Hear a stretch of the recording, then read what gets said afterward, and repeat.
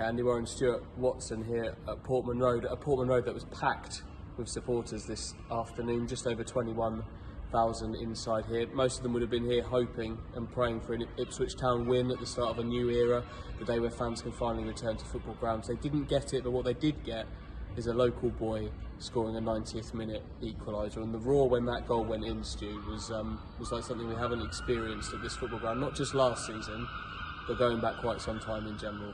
Yeah, sent everyone away with a bit more feel-good factor, smiles on their faces. Chantry boy off the bench for his debut in the second half. I think it was stoppage time actually when the ball went in the net, in front of the North Stand as well, kissing the badge.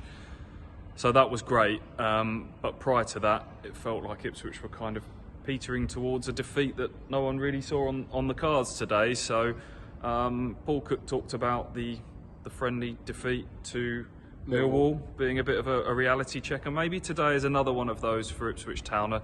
A new look side, 8 players making their full league debuts from the start. Bond made it 9 off the bench.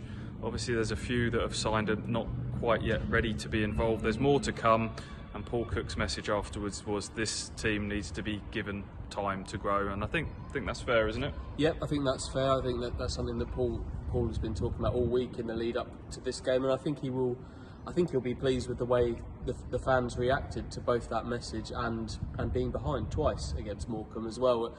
If those goals had gone in for Morecambe, go back 6 months, 8 months, 9 months, a Paul Lambert team here going behind twice to Morecambe, it would have been a very, very different story from the terraces, and rightly so probably. But the fans they backed their team throughout this game. Clearly a special day. I think people will remember this day for a long, long time with fans coming back. But I think you're right, Stu. There's maybe a little bit of grounding today and a little bit of probably a needed reality check. Possibly. You talked about what the reaction might have been last season. There were big parts of the narrative of this game that were quite similar to last season. Everything has changed, but in some ways a lot was still the same. 2 really poor goals conceded. The first, I think, came Vincent Young with a bit of a loose header, and then the Ipswich defence just backed off Cole Stockton, and he didn't have to work that hard to find some space in the box and scored. That was 1-0. Ipswich got a really good equaliser in the second half.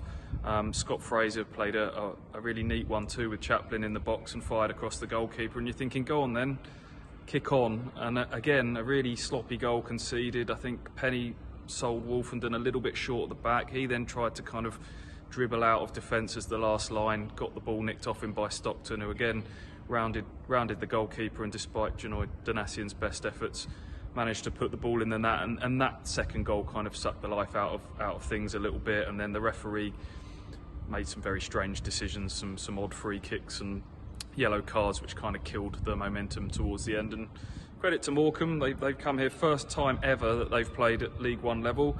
They would have looked around at the stadium, the atmosphere today, and been bang up for it. And as Paul Cook said himself, they can go away rightly proud of their efforts. So a learning curve today, definitely, but we've got to give some of these partnerships time to flourish across the pitch, haven't we? Anyone catch you all right? If you're talking partnerships, it's the midfield partnership all day long will be the one that intrigues me and excites me the most. Lee Evans and Rakeem Harper in there, they looked good together in pre-season. They are the only 2 senior central midfielders available to Paul Cook, so thankfully they seem to have hit it off. They had a lot of the ball today. They were given a fair amount of space by Morecambe, and they used it well. They kept it. They looked to hit full-backs whenever they could, but maybe they could have done with maybe feeding the ball centrally a bit more and getting a bit more from their central attackers further down the field. But in general, I like that partnership, and I think there's 2 players there that are going to be quite a regular occurrence. Yeah, I thought they looked like class acts. Evans in particular was spraying some lovely passes out wide. When I talked about some of the things being similar from last season, Ipswich bossed possession for long spells, were in control for long spells. They worked good positions out wide, but it wasn't really that penetration through the middle of the pitch for me. And the Piggott-Chaplin sort of front 2 partnership, or the 9-10 partnership, didn't really get going. Chaplin saw very little of the ball in the first half, and in the end the equaliser was pretty route one, wasn't it? A long ball up, and James Norwood, who came on at the same time as Bond, with a strong bit of flick on play, and Bond just sort of ran in behind to score. So yeah, some areas for Ipswich to improve on, no doubt about it. Lots of positives to take as well, and plenty of football to come for it all to bed in. There's some slots to fill, as you mentioned. Central midfield light, defensively I think centre back they're light, especially as Toto Enciala went off clutching his hamstring.